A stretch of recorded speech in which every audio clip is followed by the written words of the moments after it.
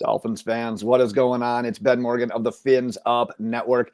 I would ask you how you're doing. However, I have a feeling that it's probably either sad, depressed, one of those words. You fill in the blank right there, because legal tampering has started today. Today is Monday, depending on when you're watching this video here. We haven't made any signings yet, but all we've done so far is lose some of the guys that a little bit too spendy for us at this point in time.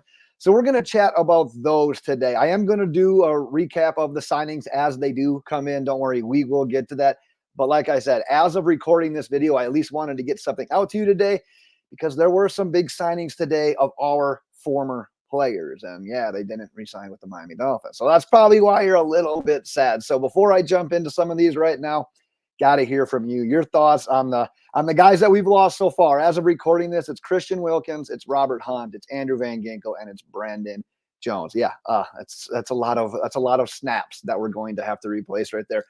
Drop your thoughts in the comments. Curious to see what your thoughts are on today's news so far.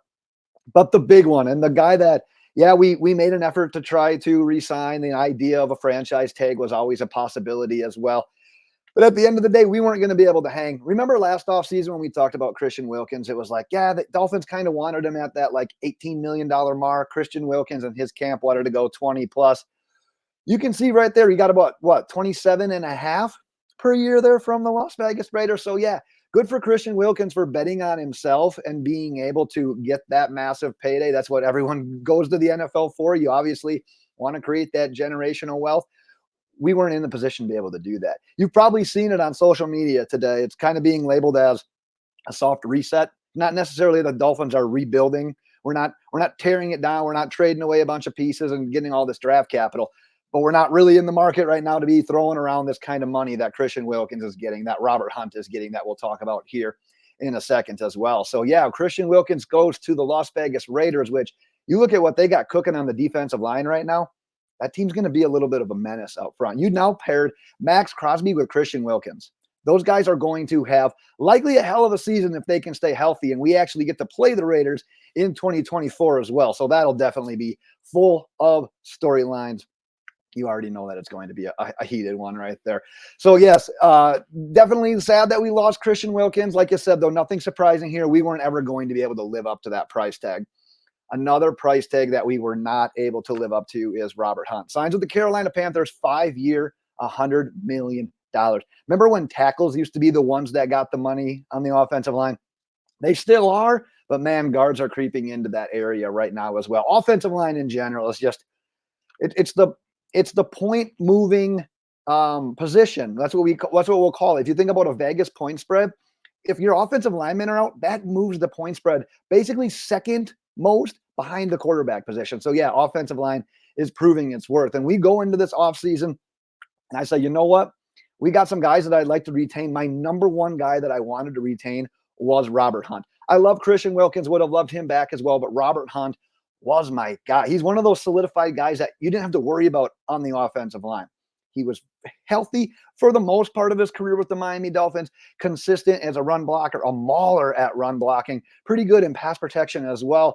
And man, Bryce Young, you're going to be able to actually tell maybe a little bit with him now this year, because he's got a little bit of an offensive line that's being built in front of him. But what that means for our Alabama quarterback, obviously Tua, isn't great, because now we're without us, our true center, Connor Williams, being a free agent.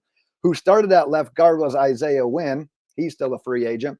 And then obviously we're losing Robert Hunt. So we have got left tackle Teron Armstead, right tackle Austin Jackson. Outside of that, we don't have any of those starting guys from last year, or starting caliber guys is what I'm trying to say in that sense. So yeah, losing Robert Hunt, in my opinion, is probably the heartbreaker of the day. That's the guy I wanted back. But like I said, when you make the trades that you make, when you give out the contracts that you're giving out, you got to make these tough decisions. And yeah, Robert Hunt is probably my number one big loss of the day.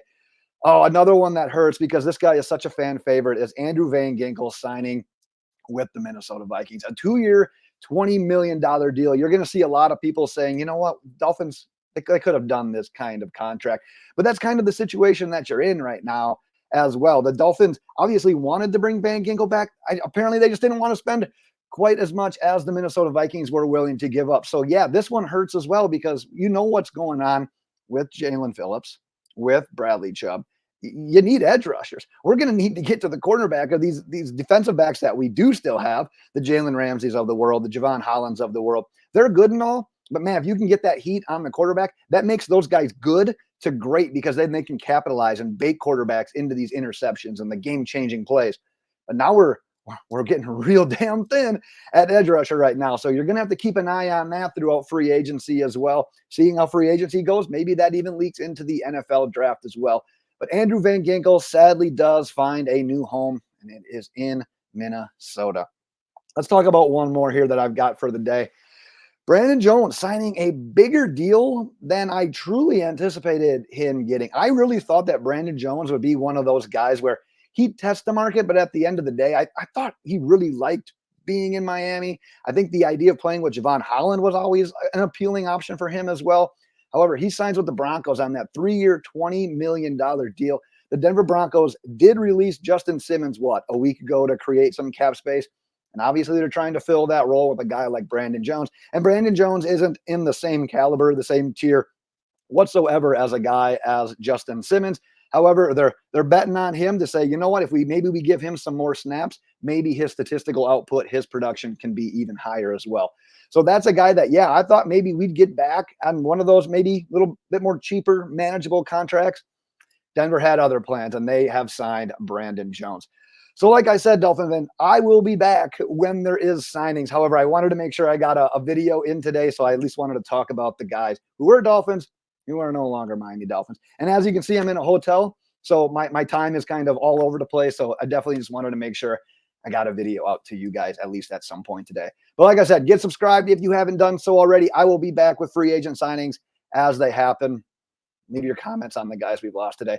Not a day that we were looking forward to. Nothing is too big of a surprise, but man, when it happens, just the dagger to the heart right there. Just kind of a bit of a sad day for Dolphins fans.